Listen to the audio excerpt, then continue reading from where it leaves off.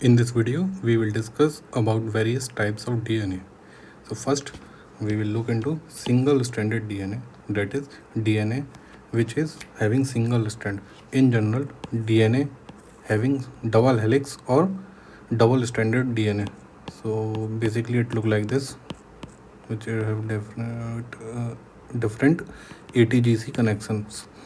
Okay, so basically, single-stranded DNA is a DNA with which have single strands. Okay, so where we can find it, we can find it inside viruses. So single stranded DNA is found within viruses. So also it can be found in animal cells where यहाँ पे हम DNA replication या transcription कर रहे होंगे DNA का, तो उस टाइम जो इंटरमीडिएट स्टेप्स होंगी, मतलब जो ट्रांसक्रिप्शन से लेके ट्रांसलेशन करते हैं जब हम, उस दौरान भी हमें सिंगल स्टैंडर्ड डीएनए देखने को मिलेगा. ओके, सर्कुलर डीएनए क्या होता है? Circular DNA is nothing but DNA which is circular in structure.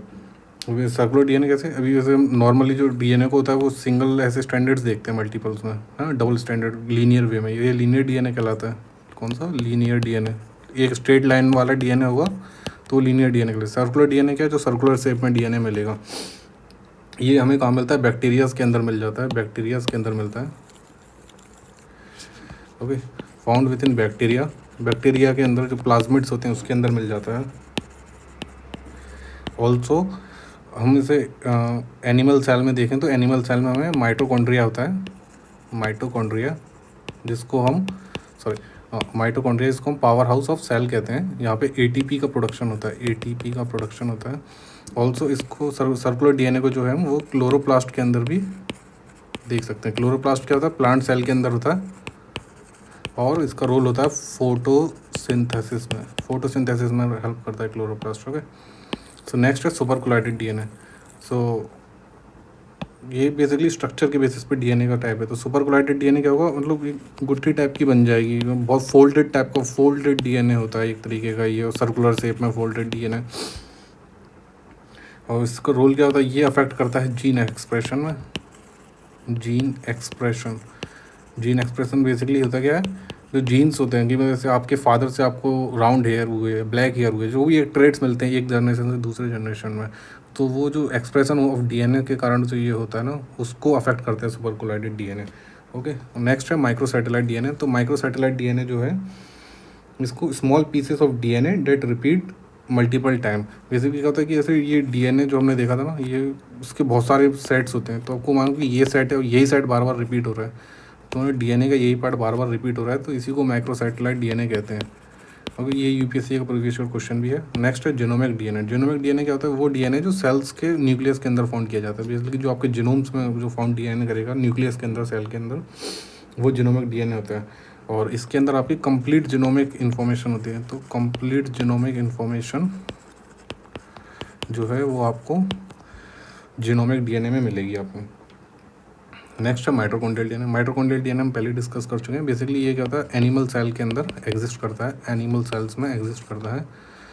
Okay, and it is a kind of a circular DNA. Circular DNA type है.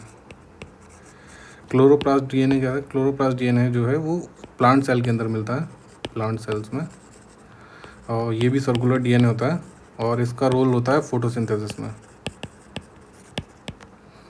नेक्स्ट है extra chromosomal DNA. तो extra chromosomal DNA क्या होता है कि कई बार DNA जो होता है वो पेयर में मिलता है. ठीक है, और आपको पता है जैसे ह्यूमंस के अंदर जो है 23 पेयर्स ऑफ डीएनए होते हैं, जीन्स जो भी है ना.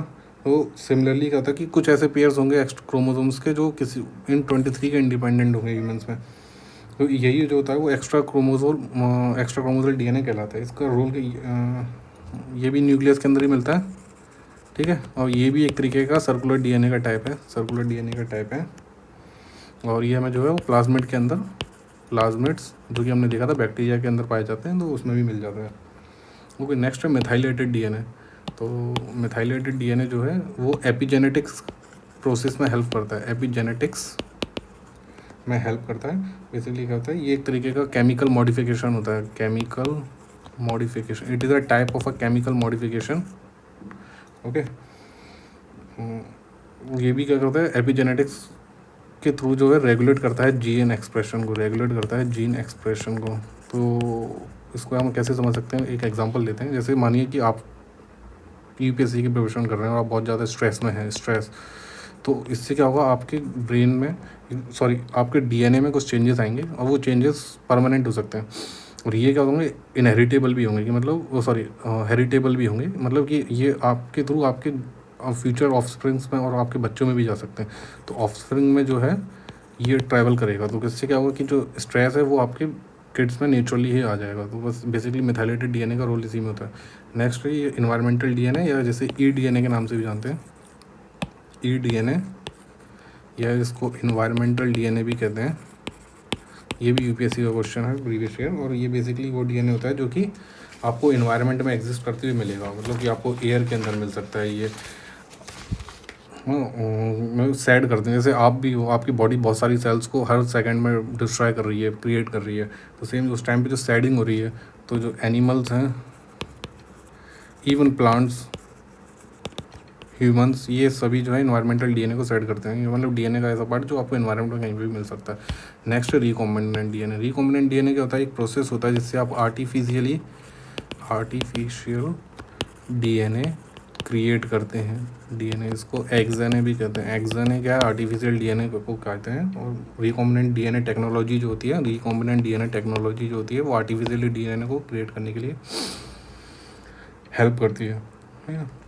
तो इसका प्रोसेस समझ लेते हैं। तो नॉर्मली क्या होता है कि आप एक वो जो डीएनए ऑफ इंटरेस्ट है, मान के चलिए कि जैसे लिजार्ड्स के अंदर जो प्रॉपर्टी होती है, वो अपनी जो पूंछ उनकी कट जाती है उसको वो दोबारा वो जनरेट कर सकती है। तो आपको मानिए कि आपको ऐसा जीन जो डीएनए का पार्ट चाहिए जो जिसके थ्रू से लिजार्ड जो है वो अपनी पूंछ को दोबारा जनरेट कर पाती है। तो ऐसा आप डीएनए ऑफ इंटरेस्ट ले लेंगे, ठीक है।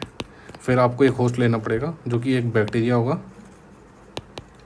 बैक्टीरिया के अंदर ऐसे मानिए ये बैक्टीरिया है, ठीक है, तो इसके अंदर न्यूक्लियस में डीएनए मिलेगा और बाकी प्लाज्मिड होते हैं इसके अंदर, प्लाज्मिड के अंदर भी डीएनए। तो आप क्या करोगे, इस डीएनए ऑफ इंटरेस्ट को इस प्लाज्मिड के अंदर डालोगे और फिर इसको आप ह्यूमन में इंजेक्ट कर दोगे, जैसे भी करो, है ना। और फिर इस बैक्टीरिया को मल्टीप्लाई होने दोगे, तो वो जो चेंजेस होंगे वो ह्यूमंस के अंदर भी रेप्लिकेट किए जा सकते हैं। मतलब नॉट नेसेसरी, अभी के लिए तो साइंस फिक्शनल ही है ये, लेकिन बेसिकली ऐसे ही प्रोसेस होता है रिकॉम्बिनेंट डीएनए टेक्नोलॉजी का।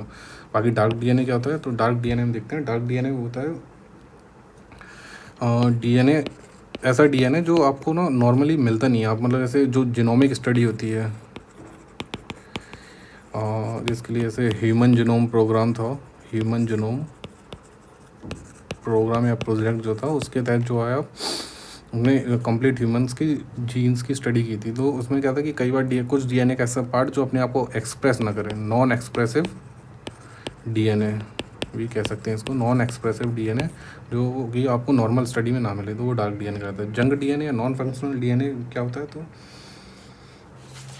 Junk DNA, non functional DNA जो होता है वो ऐसा डीएनए होता है जो प्रोटीन सिंथेसिस में हेल्प नहीं करे, प्रोटीन में हेल्प नहीं करे। तो बेसिकली होता है क्या है कि ट्रांसक्रिप्शन जो होता है, ट्रांसक्रिप्शन, सॉरी स्पेलिंग के लिए, हाँ, ट्रांसक्रिप्शन